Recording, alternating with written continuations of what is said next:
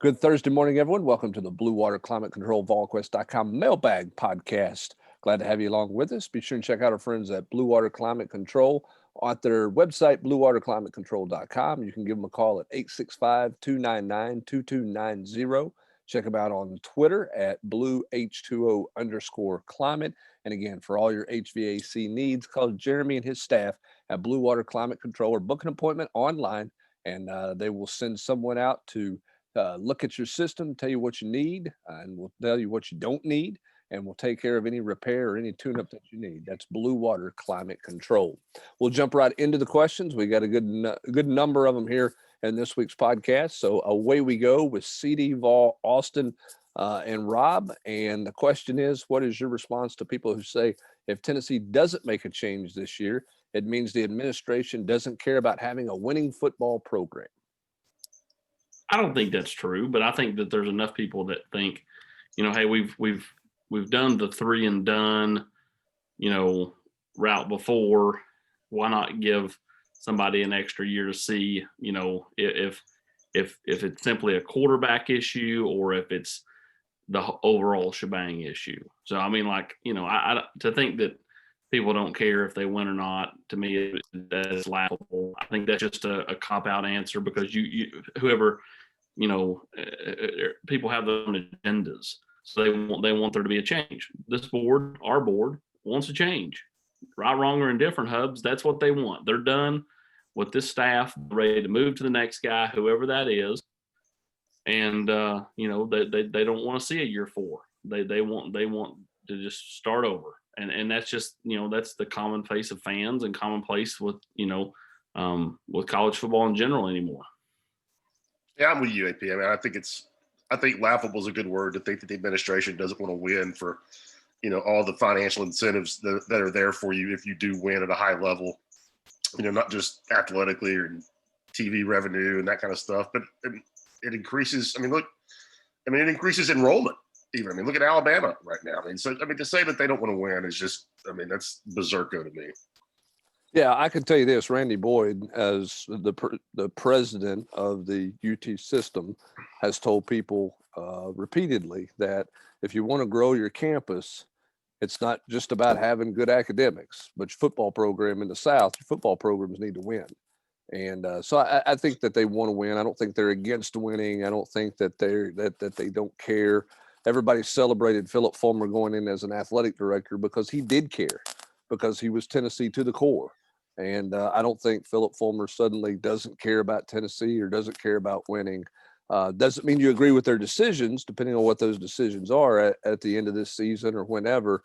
But I don't think it means, just because it's not an opinion you agree with, I don't think it means that they don't care whether they win or lose games, because I just don't believe that to be the case. All right, DC Vol 79 with a question for you, Rob Lewis. X's and O's, is Barnes the best coach you've covered? If not, then who is, in your opinion?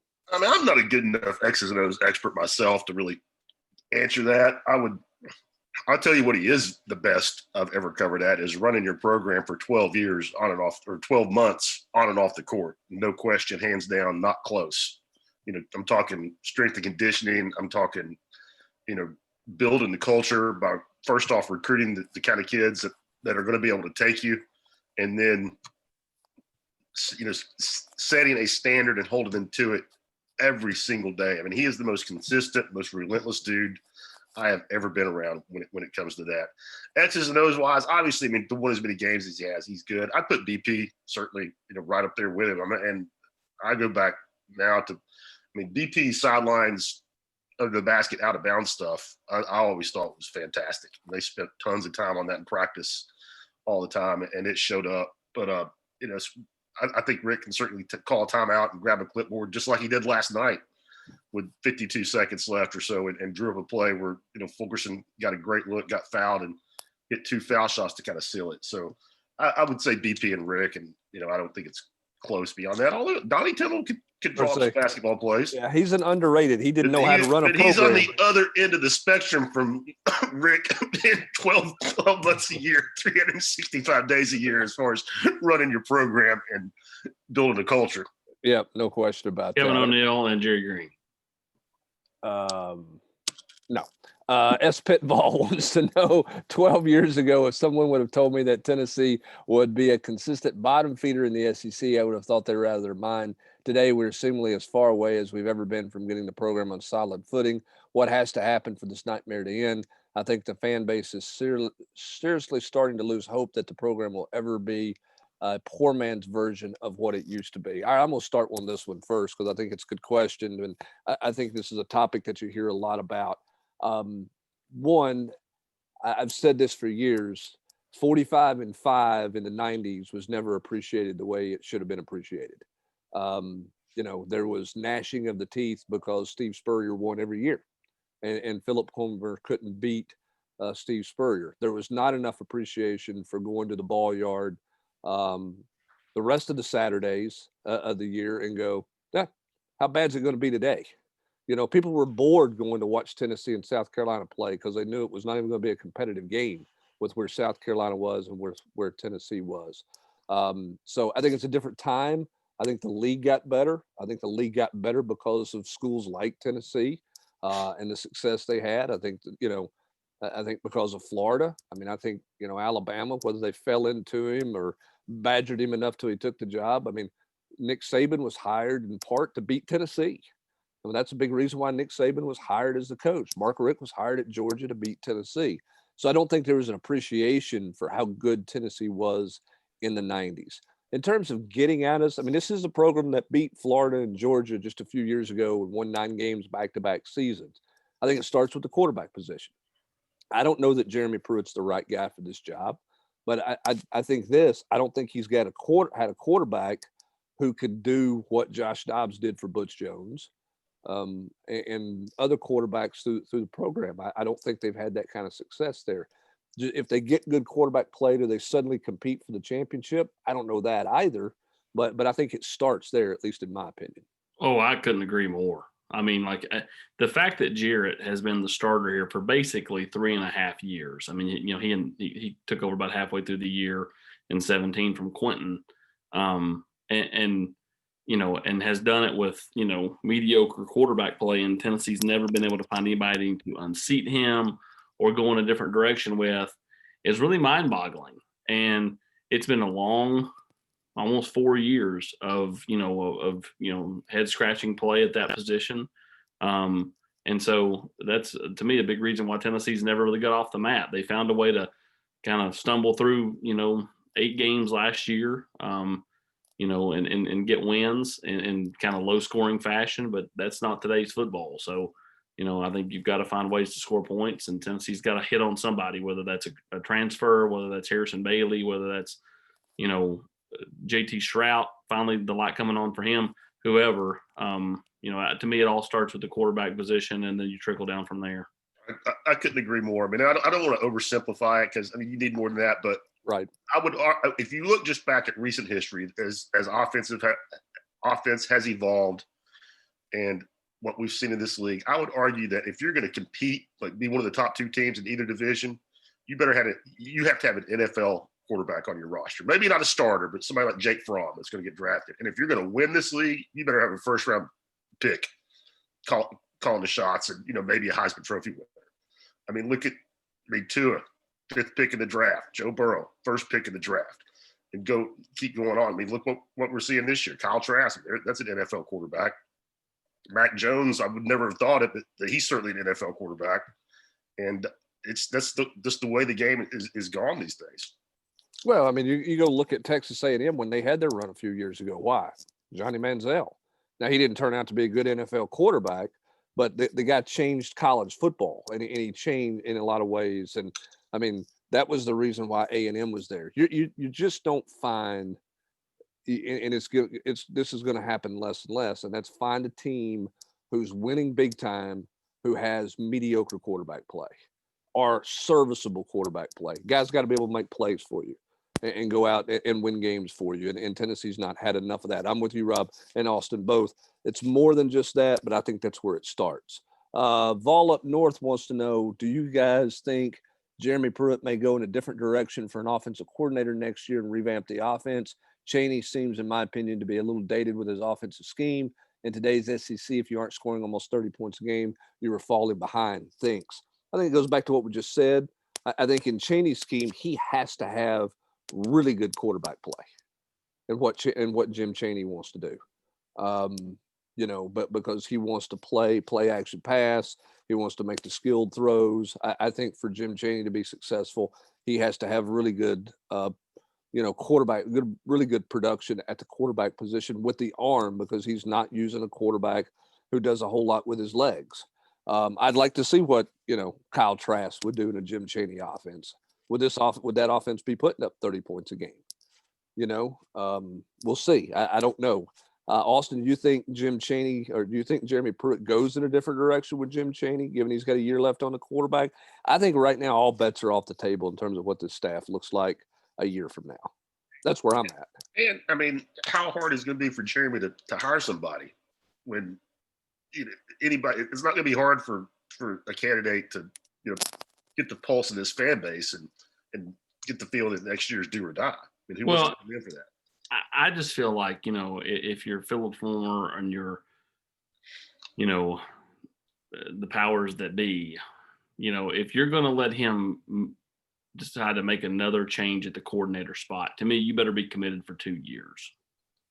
Because, I mean, like letting somebody, make a change, for a 1 year thing or 1 year trial C, to me just seems silly. Like, you better be committed for at least 2 more years if you're going to go that route. I just, you're going to have to pay 1.7 for Jim to go away. Like, and all these people that are like, well, he could just coach O-line. Okay. I'm sure that would go over like a turd in a punch bowl. Much like somebody suggested on the board, do you see, Will Muschamp coming in as the DC and Derek Hansley just coaching defensive backs? No, I don't. What about Peyton as quarterbacks coach, AP? I can actually, like, I understand the question of like DA just to coach DBs, but like DA ain't doing that. Just like Jim Chaney ain't going to just coach O-line. Like, the Peyton thing always cracks me up because that's just, how fans are. Every time there's a linebacker opening, Al Wilson, we're going to hire Al. Yeah, I just think it's hard for a guy to take a demotion. Yeah, I mean, Scherer did it and struggled his way through it. But that's kind of because Kevin didn't have anything that particular year. Now he's, hey, on top of the division with the New York Football Giants. Well, and here's the other thing, too. Kevin Scherer didn't call all the defenses when he was defensive coordinator either. Correct. So, I mean, it's not like he had the responsibility that Jim Chaney has on the offensive side of the ball or anything like that. So, I think it's hard for a guy to take that kind of demotion and not be a play caller. But we'll see what happens. Again, I think all bets with the staff are off the table, or on the table, excuse me, at this point in time. All right, Ramrod 495. Why do you think we only throw the tight end in mop-up duty? No, they aren't dynamic, but seems to have good hands. Could be chain movers. Hey, listen, I'll be honest with you, Ramrod. There's a lot of things I don't understand about play calling and about personnel decisions that they make on the offensive side of the ball. Jeremy Pruitt was asked Wednesday night on Vol calls about rotating, the offensive lineman. Why you take Jerome Carvin out after the 96-yard touchdown drive? His response was, we had a plan.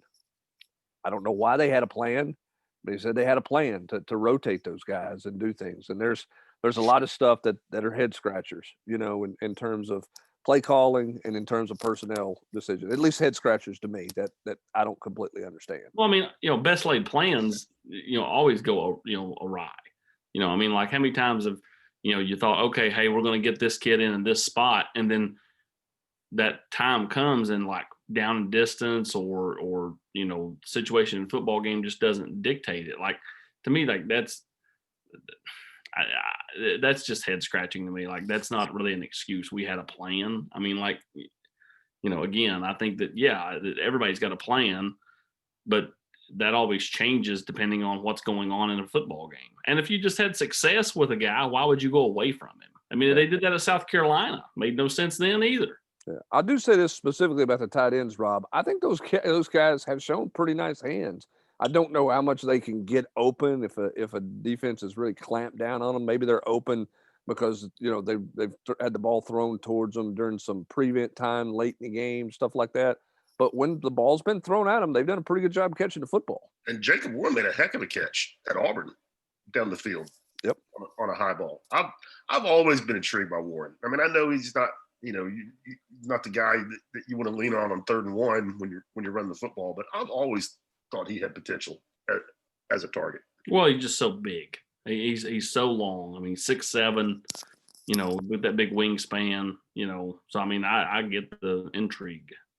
All right, let's go to GoVols 21 to you, Austin. If Simpson is deciding in January, how do you feel about Tennessee's chances? The season struggles seem to have slowed down the momentum in the 22 in-state class. Would a commitment from Ty Simpson change that momentum?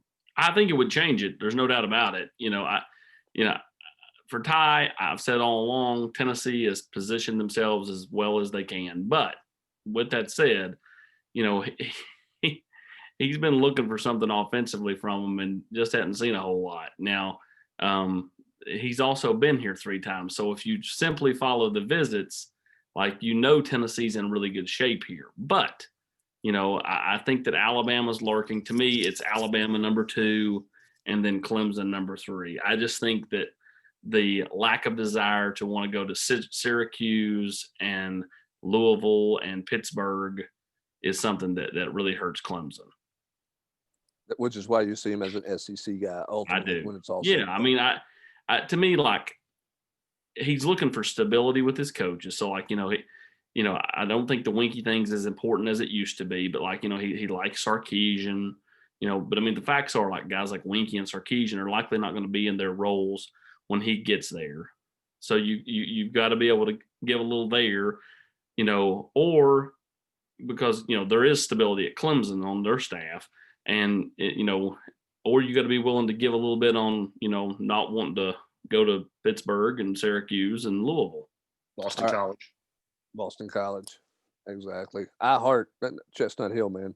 It's rocking. I heart Vols wants to know, I'd like to hear you guys discuss some of the coaches you've covered, head coaches and assistants, both football and basketball, who are relatively unknown when they arrive, but after talking to them, you walked away impressed with their understanding of their sport. Guys like Justin Wilcox, Dave Clawson, even though his time here didn't go very well, Steve Forbes, perhaps, some guys you guys covered who you were impressed with in covering them. Look, I'll start with that. I mean, I think Justin Wilcox and Dave Clawson are 2 great examples of that. Clawson was a bad fit here, but it didn't take a long conversation to understand the guy was a smart dude who knew what he was talking about and had his system. Maybe everybody didn't agree with his system or adapt to his system or buy into his system, but he certainly had a plan in what he was doing.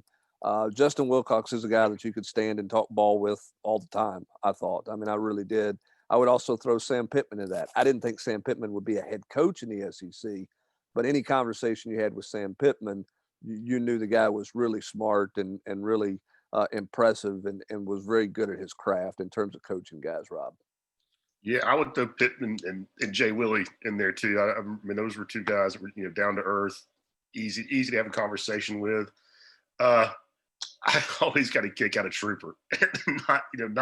not surprised he was a great recruiter, and not surprised at anything at all about how his career has gone since after getting to know him. But I like me some Trooper on the basketball side. I mean, you all know Steve Forbes is my guy.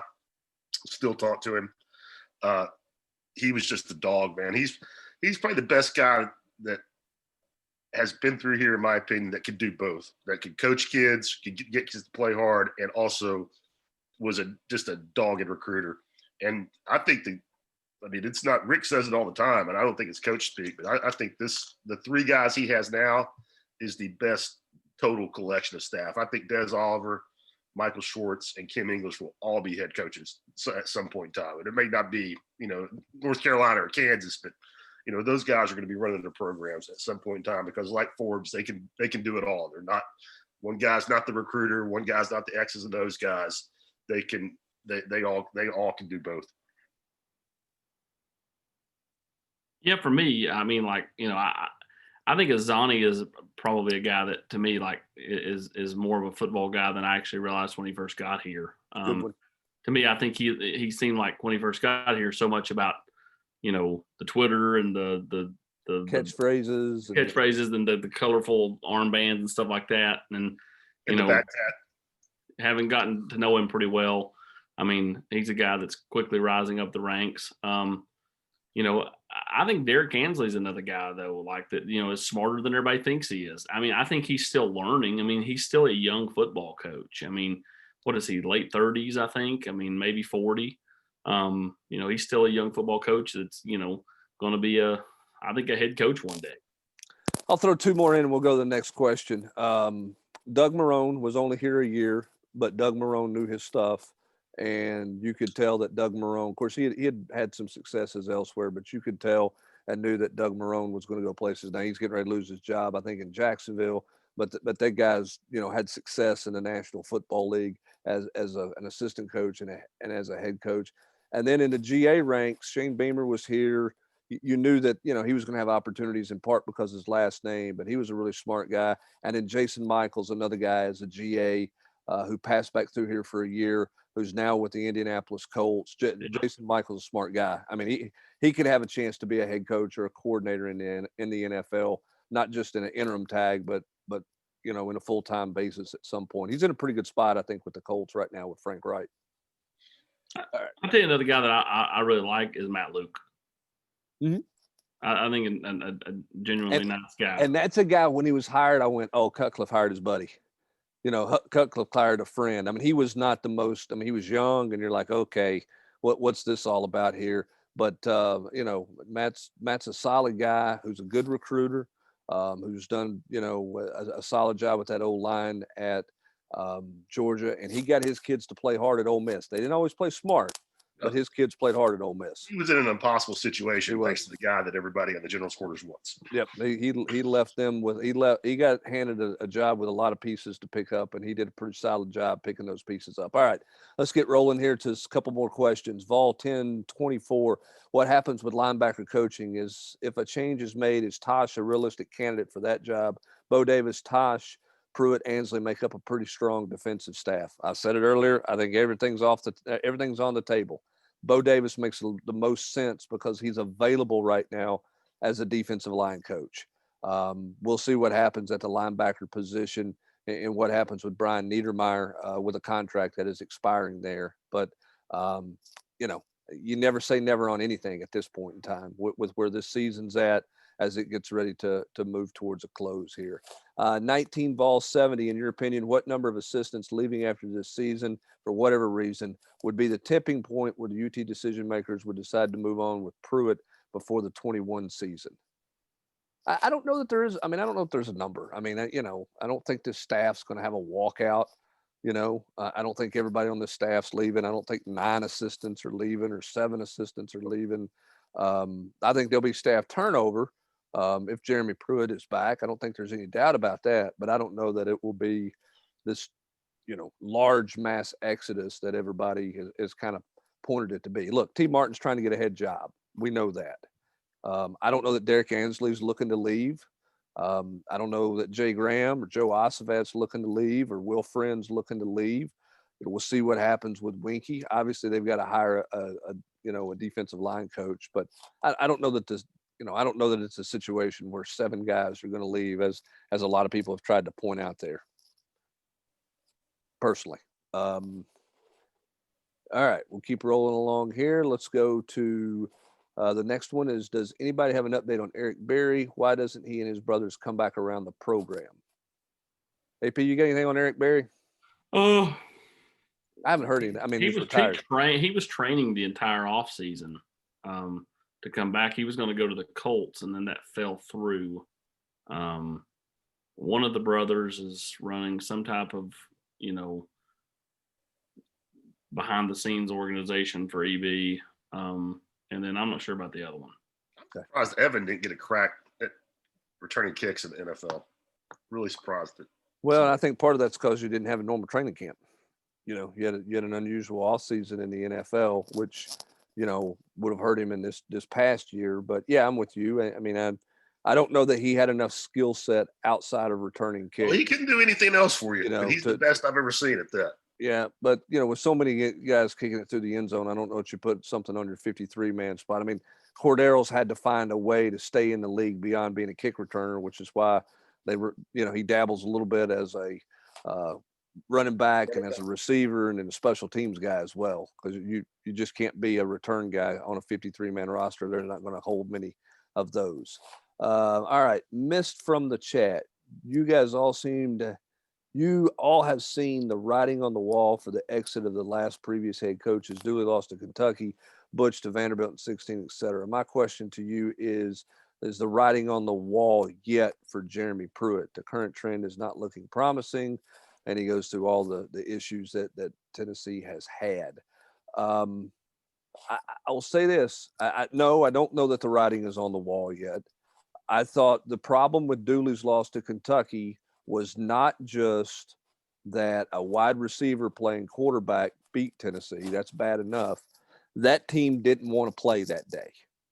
With a bowl game on the line, Derek Dooley could not get that team to line up and play hard and win the football game. And then I think with Butch in 16, that was much more about the opportunity lost, and the way that they lost that, and the fact that they, blew the game to South Carolina and, blew a game to Vanderbilt and missed out on an opportunity with a great team. And then followed that up with an 0-8. Right. And then followed that up with an 0-8. I mean, if Butch Jones doesn't go 0-8, then Vanderbilt 16 doesn't get him fired. It's an ugly loss, but if he comes back the next year and has a solid year, then I don't think he's out the door. And that team quit. That team quit in Butch's last year. And this team has not done that at all. Yeah, they have not. I agree with that. For sure. All right, let's go to 10 Ken 1985. Thoughts on quarterback having to pick himself up after each of the 6 sacks this past week. All seems to be culture issues, coaching disagreements from above, staff not taking pay cuts. I work for UTAB. If I work for UTAD, would be absolutely livid. Quarterback decision, blah, blah, blah, blah, blah. You think it's a big deal that an offensive lineman didn't come get the quarterback off the ground after a sack? I think that this was it's kind of like that picture of Trooper and Butch from back in the day when they played Arkansas State, and it looks like Butch is yelling, and I know it's video versus a still picture, but I think you cherry pick one moment in time and make a bigger deal out of it than it is.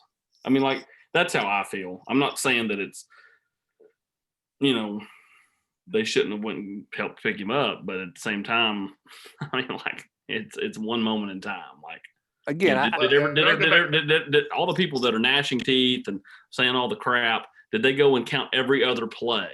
Did they go count every other play when he got knocked down or sacked and every time it was the same thing? I just that's where I have an issue, is somebody cherry picks one 3-second clip and then tries to make a big deal out of it. Because guess what? Everybody's done with the staff. So again, you're trying to fit your narrative in that the players don't care because Jeremy's not any good. They need to move on from Jeremy so the players will care and they'll pick up their quarterback again.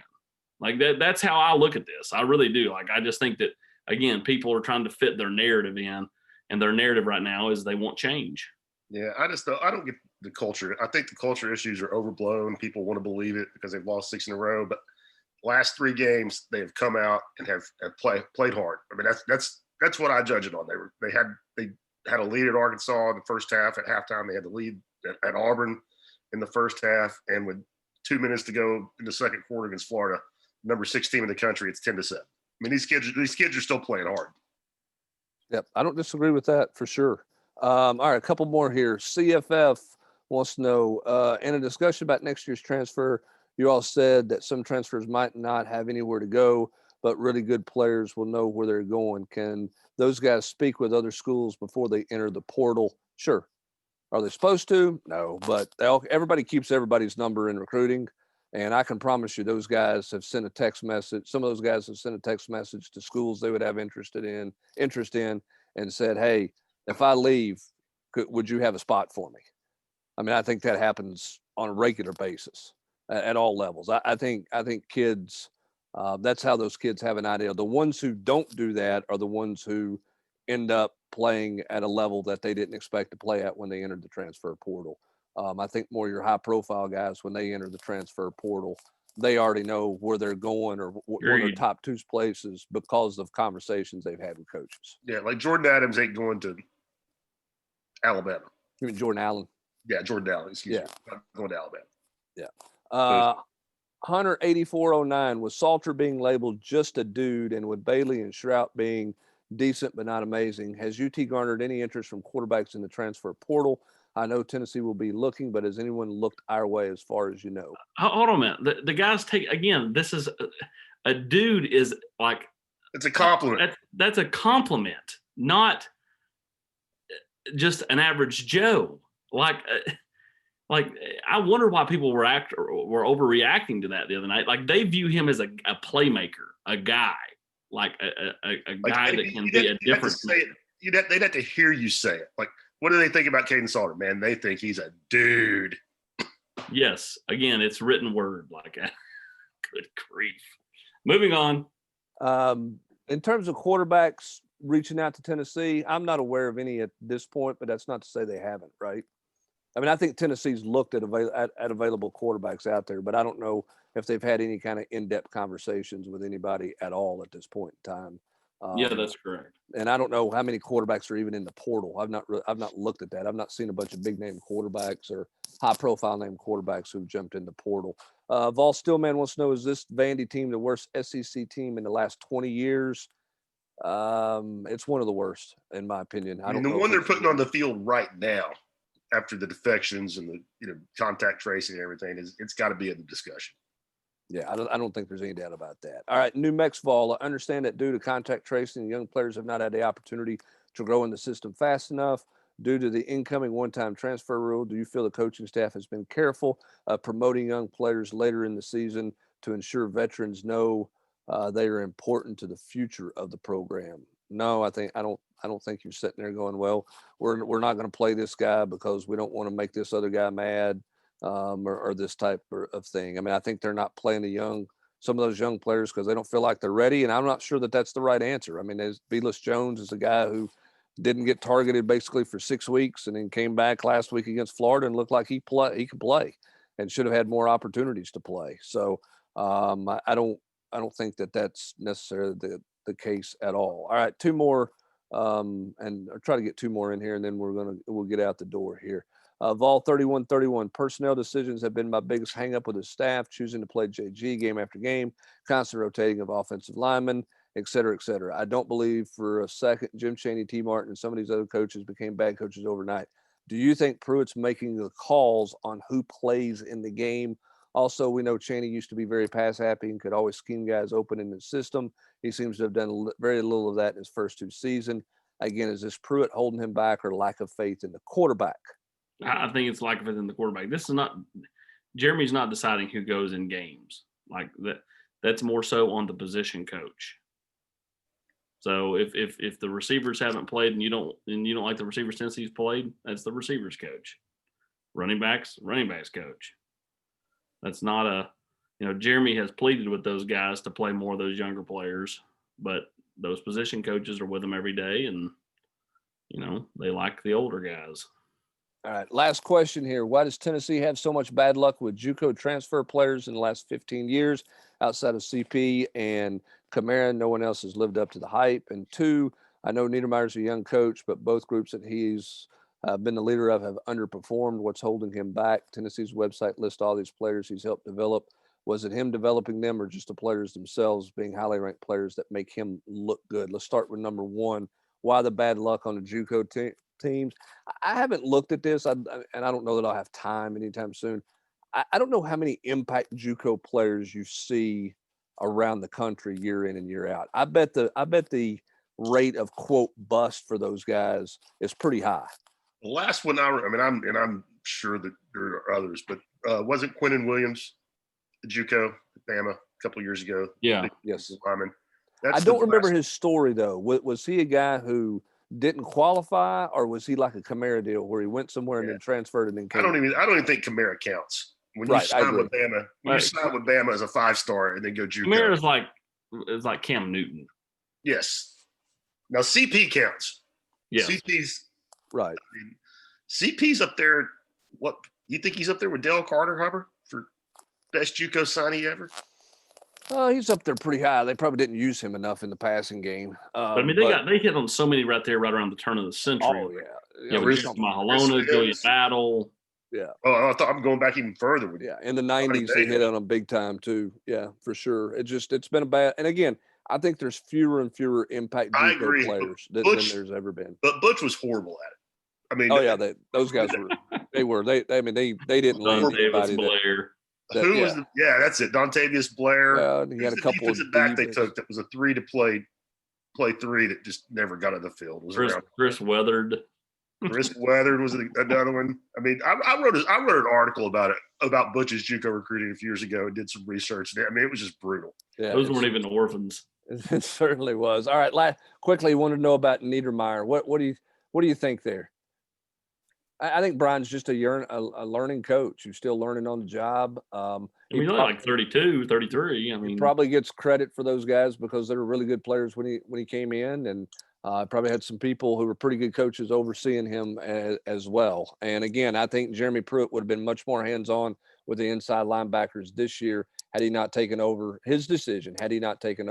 the defensive line coaching position. All right, that's going to do it for this edition of the Volquest.com Mailbag Podcast, brought to you by Blue Water Climate Control. For Austin Price and Rob Lewis, I'm Brent Hubbs. Have a great rest of your Thursday, everybody.